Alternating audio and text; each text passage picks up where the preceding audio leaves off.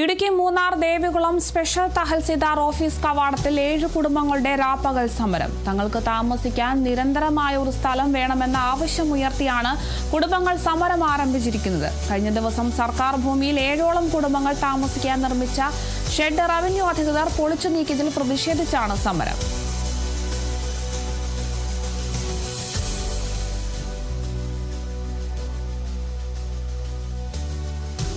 വിവരങ്ങളുമായി ബിനീഷ് ആന്റണിയാണ് ചേരുന്നത്. ബിനീഷ്, ഇപ്പോഴും ഈ ഒരു പ്രതിഷേധം തുടരാണോ ഇവരുടെ നിലപാട്? ഈ ഒരു വിഷയത്തിൽ എന്തെങ്കിലും അധികൃതരുടെ ഭാഗത്തുനിന്ന് എന്തെങ്കിലും നടപടി ഉണ്ടായിട്ടുണ്ടോ? വിവരങ്ങൾ എങ്ങനെയാണ്? തീർച്ചയായിട്ടും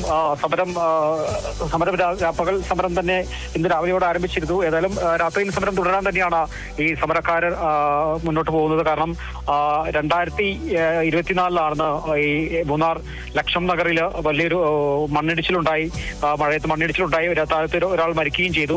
തുടർന്ന് ഈ അപകട മേഖലയിലുള്ള കുടുംബങ്ങളെ അന്ന് ഇവിടുന്ന് അധികൃതർ ക്യാമ്പിലേക്ക് മാറ്റി പാർപ്പിച്ചിരുന്നു. അതിനുശേഷം മഴ മാറി ക്യാമ്പിൽ നിന്ന് മാറാൻ കുടുംബങ്ങൾക്ക് നിർദ്ദേശം നൽകുകയായിരുന്നു. തുടർന്ന് കുടുംബങ്ങൾ തങ്ങൾക്ക് പോകാൻ ഇടമില്ല, അപകട മേഖലയിലേക്ക് തങ്ങൾ ഇനി പോകില്ല എന്ന് ഒരു പ്രതിഷേധമുയർത്തി മൂന്നാർ ടൗണിൽ സമരം ആരംഭിച്ചത്. തുടർന്ന് ബന്ധപ്പെട്ട അധികാരികളെത്തി ഉടനെ തന്നെ ഇവർക്കൊരു പുനരധിവാസം ഉറപ്പാക്കും എന്ന ഒരു വാക്കിന്മേലായിരുന്നു ഈ കുടുംബങ്ങളെ പഞ്ചായത്ത് അധികൃതർ താൽക്കാലികമായി മൂന്നാർ ന്യൂ നഗറിലെ അംഗൻവാടിയിലേക്ക് ഇവരെ മാറ്റിയത്. തുടർന്ന് മഴ മാറി എല്ലാം കഴിഞ്ഞപ്പോൾ തന്നെ ഈ കുടുംബങ്ങൾ ആരും നോക്കാതെ വന്നപ്പോൾ തന്നെ ഈ കുടുംബങ്ങൾ വാടക വീടുകളിലേക്ക് മാറുകയായിരുന്നു. തുടർന്ന് ഇപ്പോൾ തങ്ങൾക്ക് വാടക വീടുകളിലേക്ക് ഒരു വാടക നൽകാൻ പറ്റാത്ത ഒരു സാഹചര്യത്തിൽ ഈ കുടുംബങ്ങൾ മൂന്നാർ MG നഗറിന് സമീപമുള്ള ഒരു സർക്കാർ ഭൂമിയിൽ ഷെഡുകൾ വെച്ച് താമസം ആരംഭിച്ചിരുന്നു. കഴിഞ്ഞ ദിവസമായിരുന്നു രണ്ട് ദിവസമായിട്ട് തന്നെ താമസം ആരംഭിച്ചിരുന്നു. തുടർന്നായിരുന്നു മൂന്നാർ റവന്യൂ സംഘം സ്ഥലത്തെത്തി ഈ സർക്കാർ ഭൂമിയിലെ കയ്യേറ്റം ഒഴിപ്പിക്കുക എന്ന് പറഞ്ഞ ഈ കുടുംബങ്ങളെ ഇവിടെ നിന്നും ഒഴിപ്പിച്ചത്. ഏതായാലും ഇതിനെ തുടർന്നായിരുന്നു പ്രതിഷേധവുമായി കുടുംബങ്ങൾ ഇന്ന് തഹസിൽദാർ ഓഫീസിൽ എത്തിയത്. തങ്ങളുടെ ഒരു പുനരധിവാസം ഉറപ്പാക്കണം, തങ്ങൾക്ക് പോകാൻ വേറെ ഒരിടമില്ല എന്നുള്ള ഒരു പ്രതിഷേധവുമുയർത്തി കുടുംബങ്ങൾ തഹസിൽദാർ ഓഫീസിൽ പ്രതിഷേധവുമായി എത്തിയത്. നിലവിൽ ഈ റവന്യൂ അധികൃതർ നൽകുന്ന വിവരമനുസരിച്ച് സർക്കാർ ഭൂമിയിലെ കയ്യേറ്റം അല്ലെങ്കിൽ ഈ ഷെഡ് വെച്ച് താമസിപ്പിക്കുന്നത് തങ്ങൾക്ക് അനുവദിക്കാൻ പറ്റില്ല. തങ്ങളുടെ മേലുദ്യോഗസ്ഥരുടെ നിർദ്ദേശപ്രകാരമാണ് തങ്ങൾ ഒഴിപ്പിച്ചത് എന്നുള്ളൊരു നിർദ്ദേശം അല്ലെങ്കിൽ അത്തരത്തിലാണ് ഒരു പ്രതികരണം ഉണ്ടായത്. ഏതായാലും BJPയും ഇവർക്ക് അനുകൂലമായി തന്നെ ഈ സമരക്കാർക്ക് അനുകൂലമായി തന്നെ രംഗത്തെത്തിയിട്ടുണ്ട്.